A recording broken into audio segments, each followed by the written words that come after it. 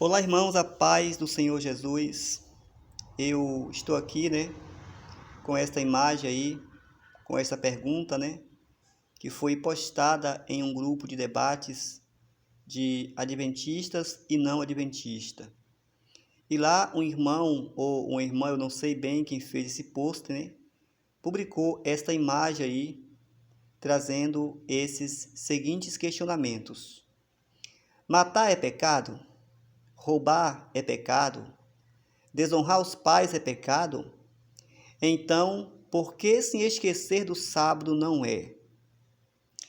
Então, irmãos, aqui eu vou gravar esse vídeo trazendo uma resposta para essa pergunta, que tem por título Respondendo aos Adventistas.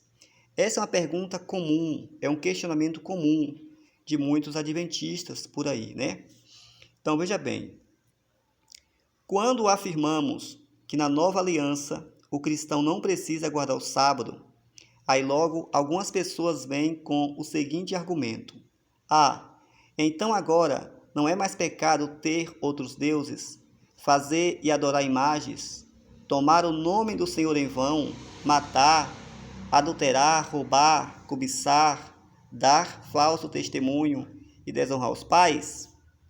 Então, as pessoas que fazem esse tipo de pergunta geralmente são pessoas que desconhecem as diferentes categorias de mandamentos que havia no Decálogo. Portanto, o que eu tenho a dizer com relação a esse tipo de questionamento é o seguinte: não matar, não adulterar, não roubar, não dar falso testemunho, não cobiçar e honrar os pais, tudo isso são princípios morais, os quais devem ser a base da nossa vida social. Agora, com relação aos demais mandamentos de não ter outros deuses, não fazer nem adorar imagens e não tomar o nome do Eterno em vão, esses três primeiros mandamentos do Decálogo envolvem princípios de fidelidade, adoração e santidade, e tem a ver com a vida devocional e religiosa de cada pessoa que se disponha a servir o único e verdadeiro Deus. E tanto esses primeiros mandamentos aqui, quanto os 6 últimos mandamentos, nenhum deles estava restrito ao tempo nem ao lugar, com exceção do sábado. E nenhum deles também aparece em outras partes das Escrituras como sendo celebração, festa ou solenidade. Porém, o sábado sim. E um exemplo claro disso está em Levíticos, no capítulo 23, do verso 1 ao 3, aonde o sábado é colocado como sendo a primeira festa do Senhor. E logo em seguida vem a Páscoa, os pães asmos, as primícias, o Pentecoste, as trombetas, a expiação e os tabernáculos. Só lembrando que essas festas, inclusive o sábado, de certa forma, apontava para o plano de redenção em Cristo Jesus. A festa ou a celebração do sábado, dentro desse contexto, era na verdade a primeira profecia e ao mesmo tempo uma promessa do descanso em Cristo. No entanto, naquela época, esse descanso era celebrado de forma cerimonial e religiosamente a cada 7º dia. Ou seja, naquele tempo, para o povo de Israel, descansar no 7º dia era um ato simbólico que apontava para o descanso que seria uma realidade espiritual e permanente após a chegada do Cristo.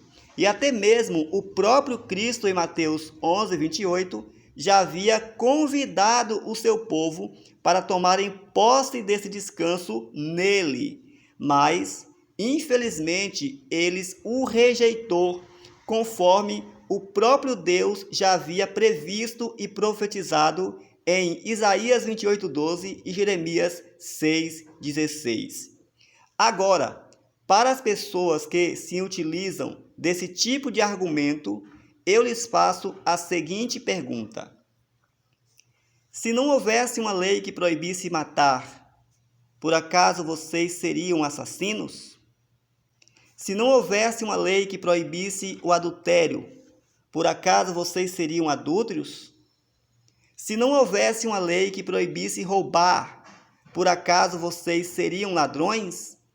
Se não houvesse uma lei que proibisse o falso testemunho, por acaso vocês sairiam por aí testemunhando falsamente, mentindo e dizendo coisas falsas contra o seu próximo? É claro que não, né? Até porque a própria consciência do ser humano sabe discernir o certo do errado e reconhece que essas coisas são erradas e que por isso não deve praticá-las. E além disso, o cristão tem a mente de Cristo e isso lhe é suficiente para viver de forma que agrade aquele que o chamou das trevas para a sua maravilhosa luz. 1 Pedro 2,9. Mas vós sois a geração eleita, o sacerdócio real, a nação santa, o povo adquirido, para que anuncieis as grandezas daquele que vos chamou das trevas para a sua maravilhosa luz. Tá certo? Pense nisso, abençoados. E lembre-se, o sábado foi apenas sombra. Cristo é a realidade. Colossenses 2, 16 e 17. Tá certo? Um forte abraço do seu amigo e irmão José Marcos. Tá bom? Só lembrando aqui que há uma discussão no campo teológico sobre os sábados ali de Colossenses 2,16. Se são ou não os sábados do sétimo dia.